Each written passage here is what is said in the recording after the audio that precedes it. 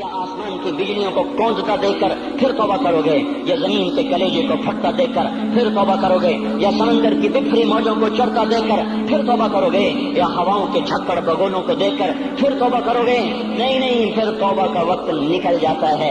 अभी वक्त है, अभी हम लौट आए, आ जाएं। कब्रों की वो सीधगी याद करो, कब्रों के अंधेरे याद करो।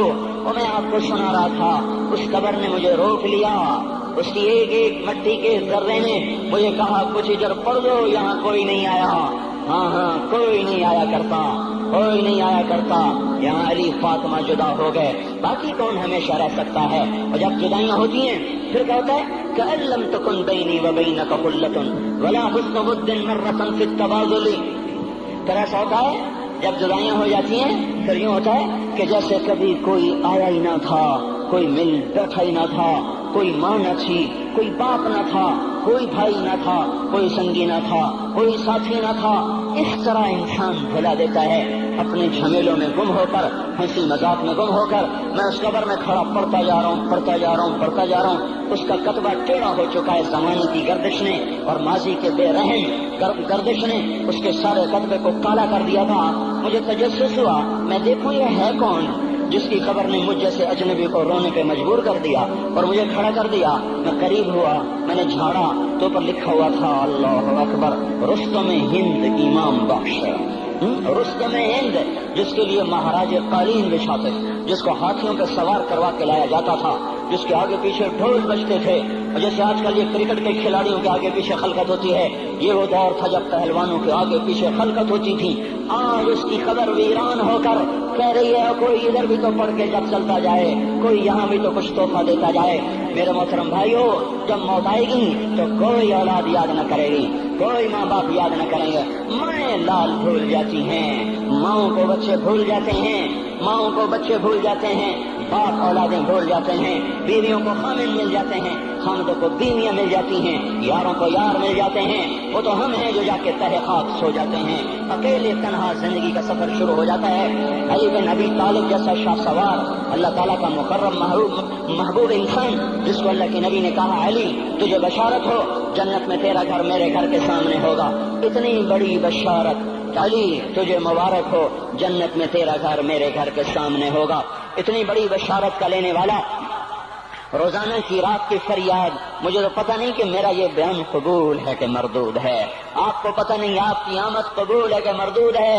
आज 25 रोजे रखते हुए हो गए, कुछ पता नहीं अल्लाह ताला कबूल करेगा या रद्द कर देगा।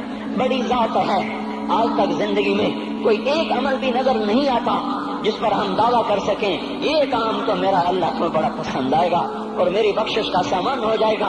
हम फकीर लोग हैं मेरे भाइयों, हमारी मईशत इतनी खराब नहीं हुई जितना हमारा ईमान खराब हो गया है।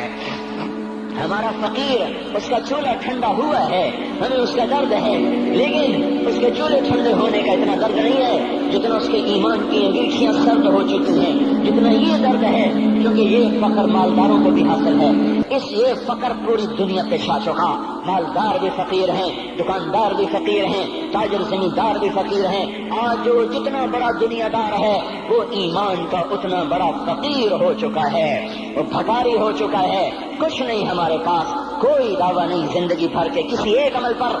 जिनको जिनको जिनको जिनको जन्नत के परवाने मिल गए, अली का घर मेरे घर के सामने, फातिमा मेरी बेटी जन्नत की औरतों की सरदार, हसन हुसैन जवानों के सरदार, जिनको जन्नत के परवाने मिले। हजरत अली रात को उठ के रो रहे हैं, आहिन आह मिन किल्लत ज़ात व बुअद सफर व वहशत तरीक़। ए मेरे मौला मुझे माफ करना, मेरे पास अमल कोई नहीं है। ए मौला मुझे माफ कर दे, मेरा अमल थोड़ा है। और मैंने अभी क्या कहा है, मैंने अभी क्या बताया आपको कि अली का घर नबी के घर के सामने है, तो कुछ तो सोचो। कभी थोड़े अमल वाला भी दो जहान के सरदार के घर के सामने घर बना सकता है? कभी थोड़े अमल वाला इतने मर्तबे पे जा सकता है? वो क्या कह रहे हैं, या अल्लाह मेरा अमल थोड़ा है तो मेरे पास क्या है जिसका मैं दावा करूं یا اللہ میرا عمل تھوڑا ہے، یا اللہ مجھے تنہا جانا ہے، یا اللہ راستہ بڑا خطرناک ہے، یا اللہ عمل کا توشہ تھوڑا ہے، اے میرے مولا مجھے معاف کر دے، مجھے معاف کر دے۔ یہ وہ ہیں جو معاف ہو چکے ہیں، جن کی بخشش ہو چکی ہے، اور مجھے تو پتہ نہیں ہے کس حال میں جانا ہوگا، پتہ نہیں ہم کا، پتہ نہیں ہمیں ہمارا کب اٹھیں گے۔